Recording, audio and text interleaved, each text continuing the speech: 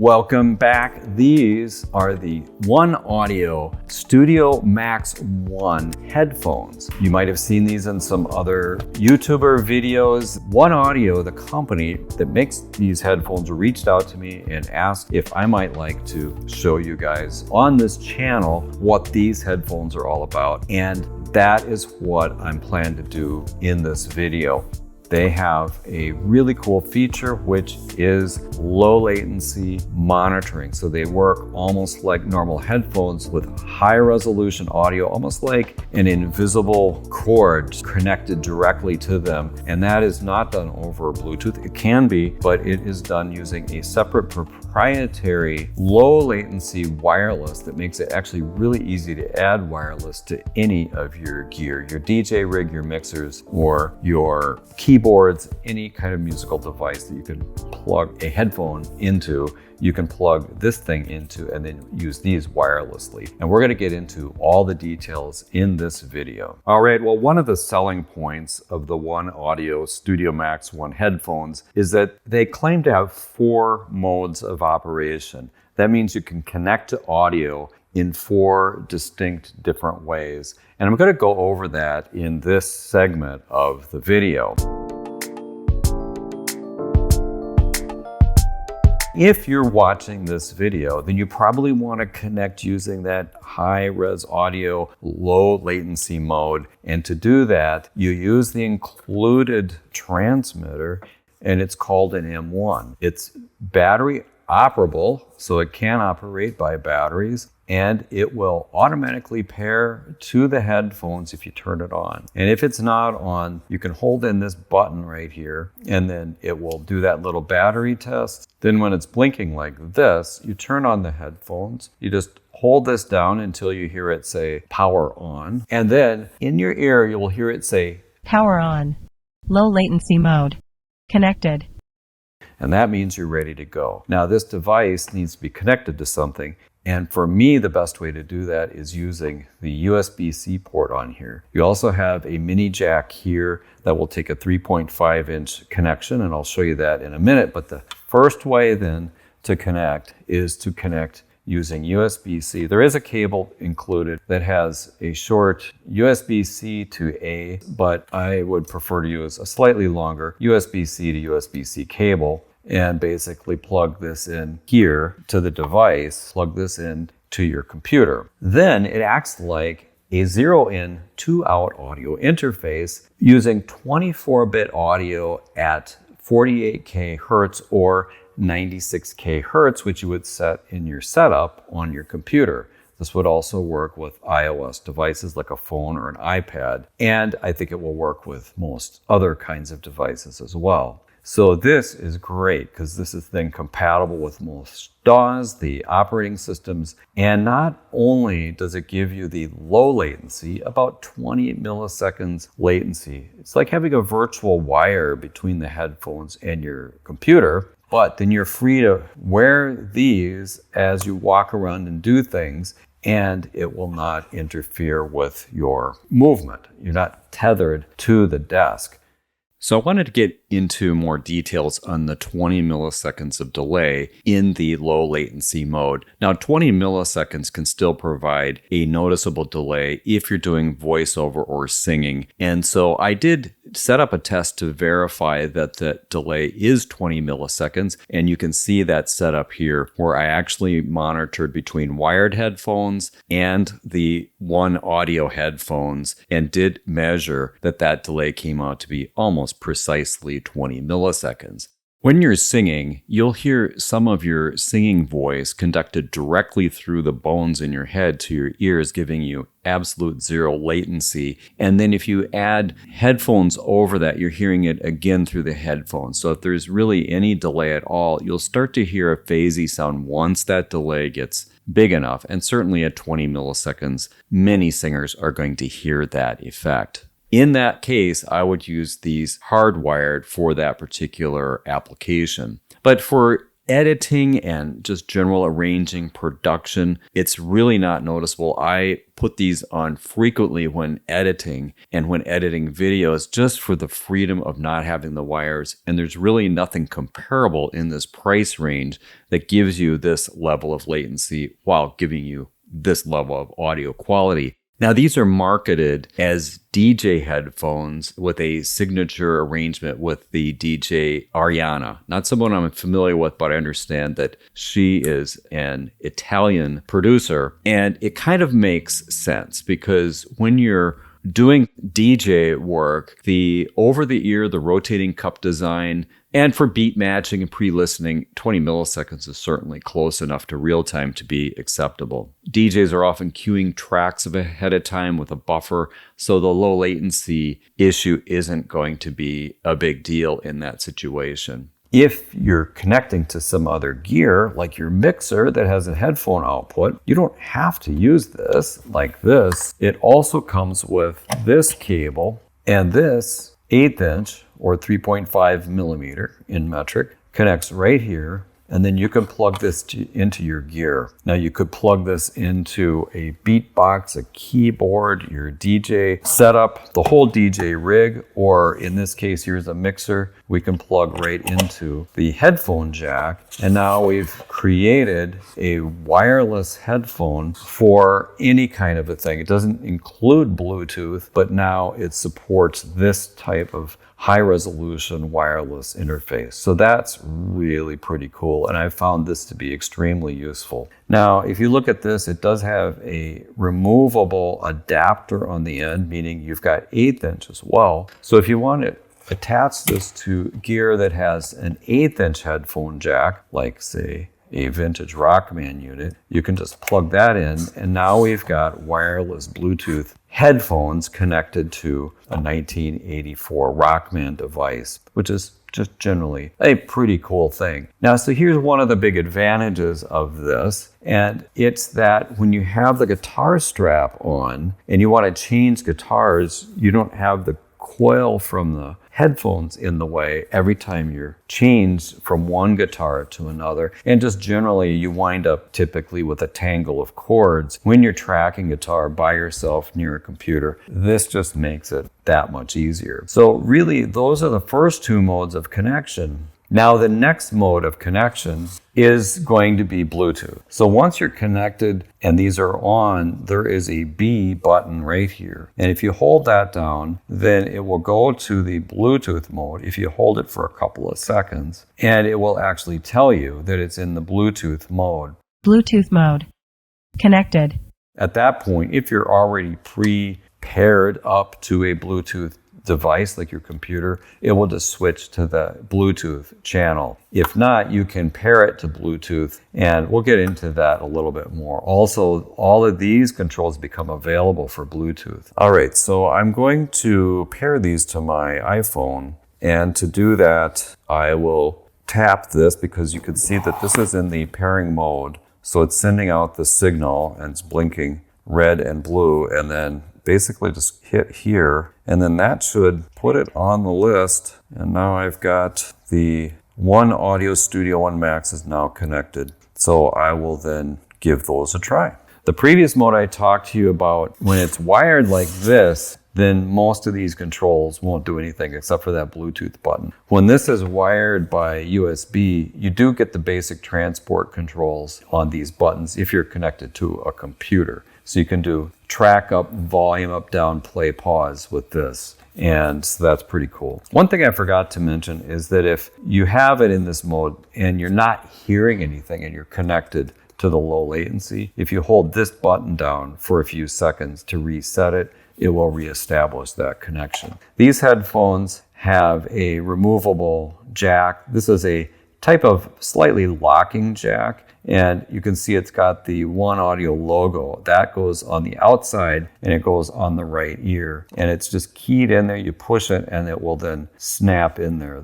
It does hold in there because there's a little indent on here. And so if you want to remember how to put this in, put your thumb on the logo and just put it in there like that. And then that gives you this that you can then put into your gear in the conventional way. That will give you zero latency monitoring. So if you're doing critical overdubs or if you're doing a singing vocal, that might be the way to go. It's also a great backup. And this flexibility gives you the ability to connect to most anything that you'd want to connect to. Now here's a trick that you may not have figured out if you have these. This does not have any sort of an adapter on the end. It's just a fixed 1/4-inch TRS headphone plug on that end. But if you remove this, there is a trick here, is that there's another jack over here, and you can take this plug, put it in here, and use this cable essentially backwards. That allows you to take the mini plug side of it and plug it into your gear.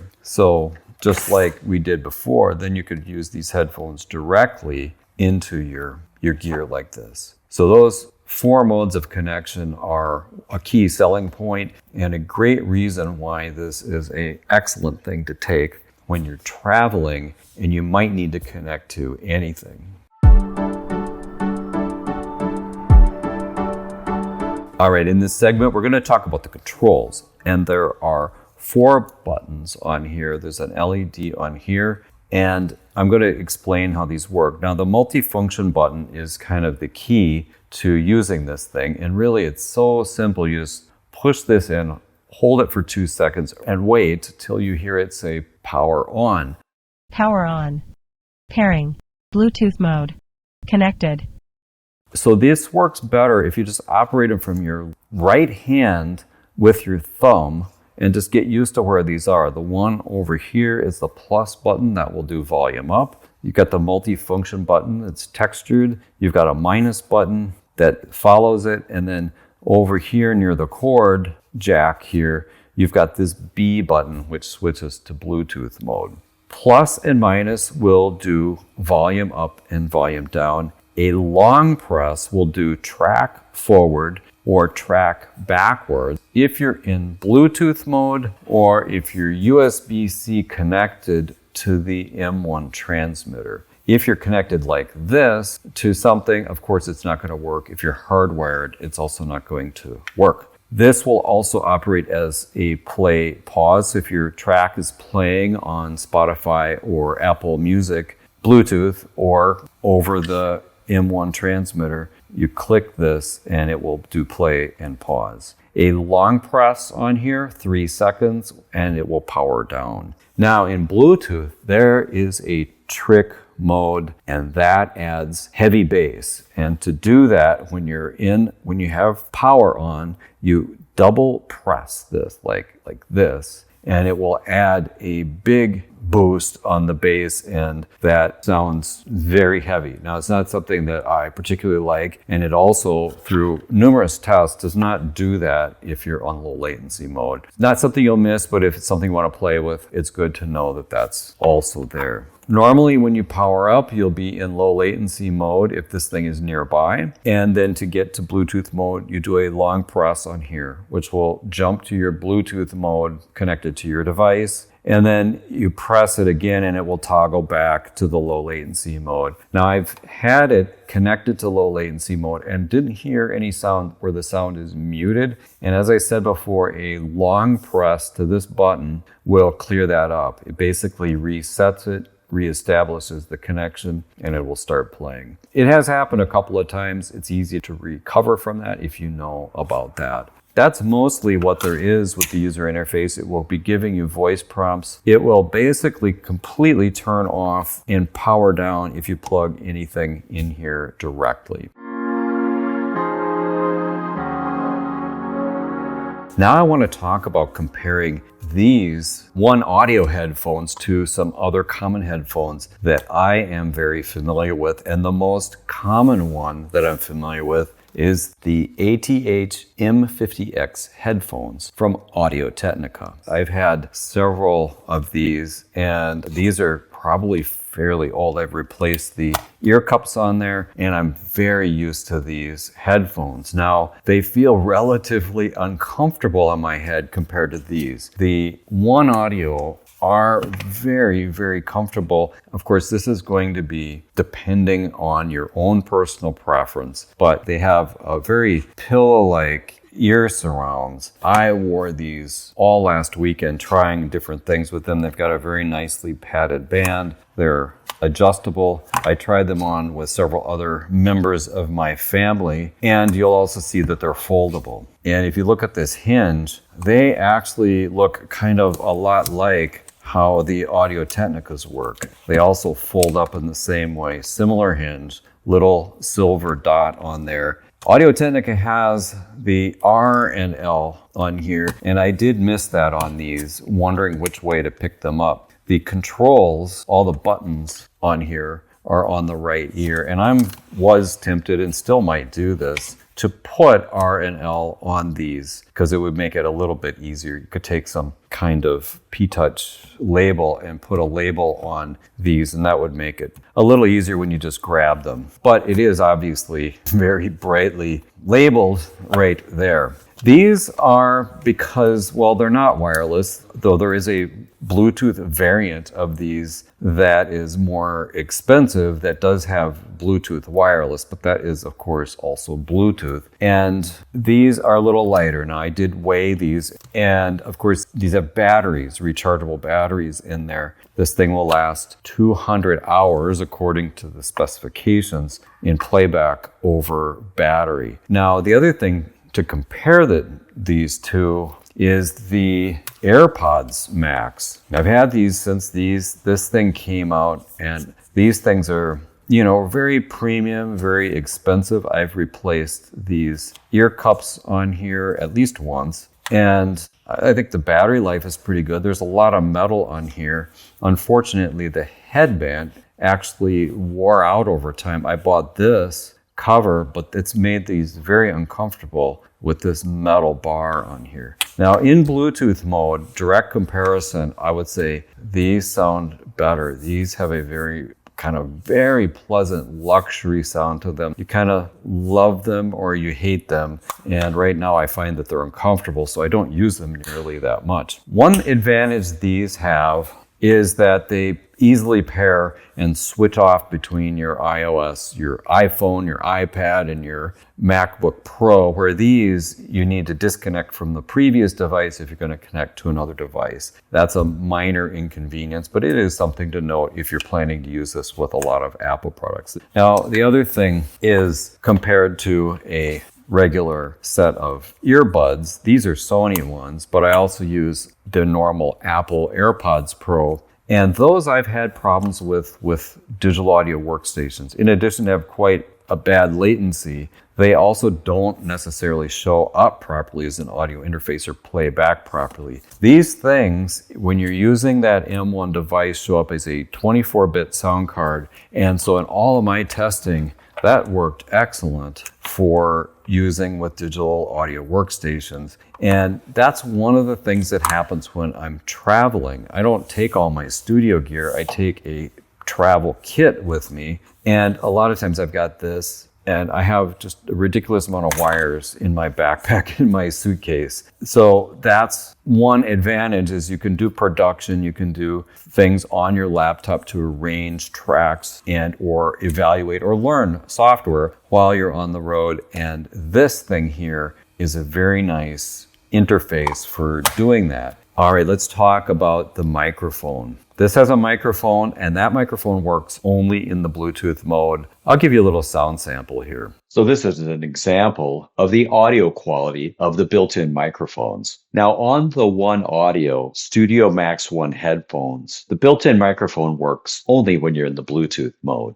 So it's serviceable. It's not great, but you can use that for calls. There's also some tricks with the multifunction buttons on here to be able to do some things like pick up your calls or add users. The Studio Max 1 headphones use Bluetooth 5.3 and support the hands-free protocol, or HFP. That's the standard which allows wireless headphones to manage phone calls. That means answering, rejecting, switching, or even merging calls can be done using the multifunction button right on the headphones. So without getting into great detail, I am going to summarize that function here. Single press to answer or end a call. You do a long press, which is about 1 second, to reject an incoming call.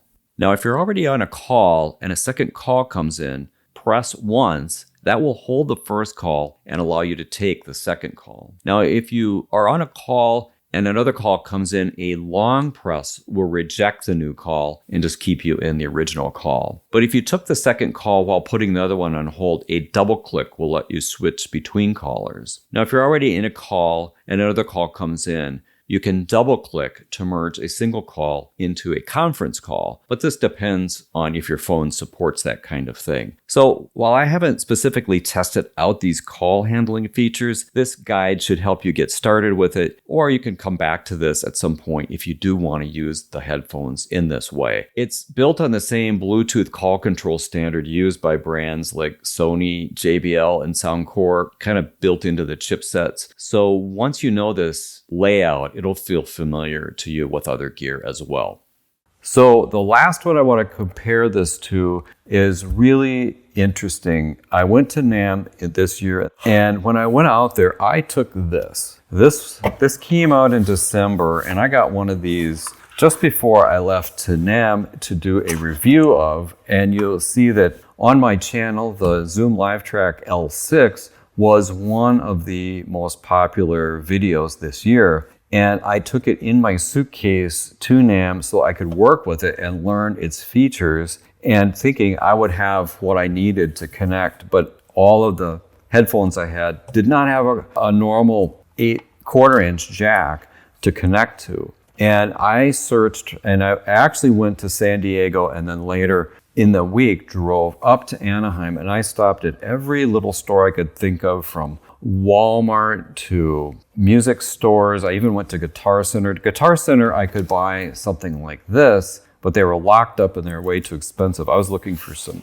basic headphones or even just one of these. And Walmart, Target, I even went to hardware stores. I could not find one of these things for sale. So out of that experience, I ordered from Amazon some headphones for myself for my traveling kit. Well, it turns out that I bought OneAudio brand, and these are the A71s. And these are very, very affordable. And that is my first entry into this brand. These were in my traveling kit since January of this year. I didn't really know this brand, but when I opened these up and I looked at them, like, wow, that looks awfully familiar. Sound profile wise, I would say these are also kind of similar, though these are much cheaper. These are not full ear surround, but they are on ear type. Also very comfortable. And if you just need some inexpensive headphones for tracking in your studio for your artists, these are pretty good. And they have an interesting feature on these, is that you can hook another headphone into it and chain it through. So if you have somebody listening, you've got this, what they call a share port on here, where you could chain off another set of headphones. Well, I thought these did that because they have the same setup, but indeed that does not work the same on these. Not a big loss, but I just thought that was interesting.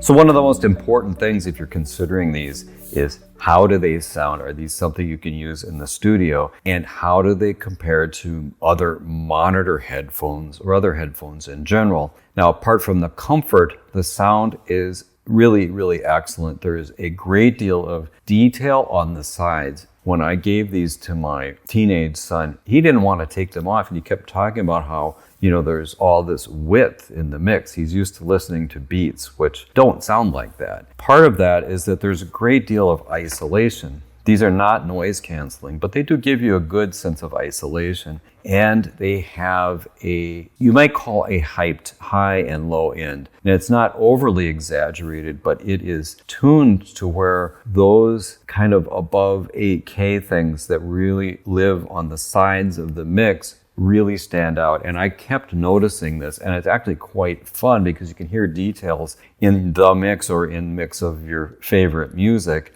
that you don't normally hear. So with that, I would say they're not exactly flat for monitoring, but they do sound really good. And you can flatten them out. Now, in my testing, a slight roll off at 150 hertz on the low end and a little bit of a taper above 8,000 hertz really does a nice job of flattening them out, making them sound a little bit more like what I'm used to on the Audio-Technica headphones. Now, I'm used to doing all my tracking, voiceovers, and arrangement with these. I also listen to two different sets of Genelex speakers, which have a very similar neutral response. Now, I would not call these mixing headphones either, but these are good, solid studio headphones. You see these everywhere. So this is one of my biggest comparisons, and I would say that these sound a lot brighter. In a way, they're a little more pleasant for everyday listening. When I did a side-by-side comparison with Apple AirPods Pro, which are earbuds,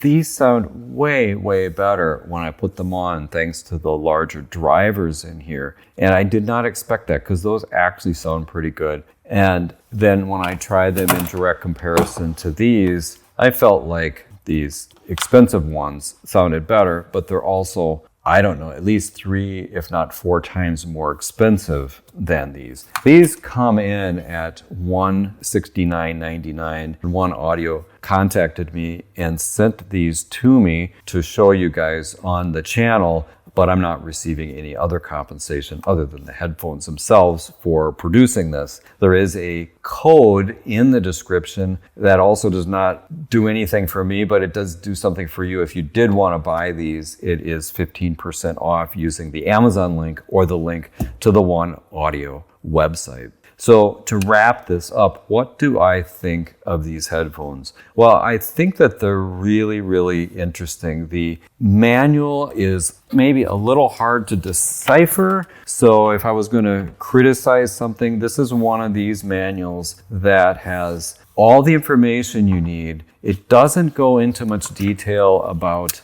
the M1 as an audio interface, though there's a picture in here showing that. I figured most of that out just by hooking it up and testing it. If you have this and you want to try to decipher the controls for using this with phone calls, then there is a page here that explains that, and a page that explains everything else. Now, if you look, because I have to study it for the video, I have circled English on here, which is my primary language. That way it made it a lot easier to find the English description for each of these pictures. But you can also use this video as a reference if you get them and you want to remember how to use everything about them. So overall, I'm pretty impressed with them. I will definitely continue to use them around here and when I go on trips. And I hope you enjoyed this video. If you like these kinds of in-depth reviews of mixers, studio gear, I've got a microphone review coming up, then consider subscribing to the channel and I will be posting another video very soon.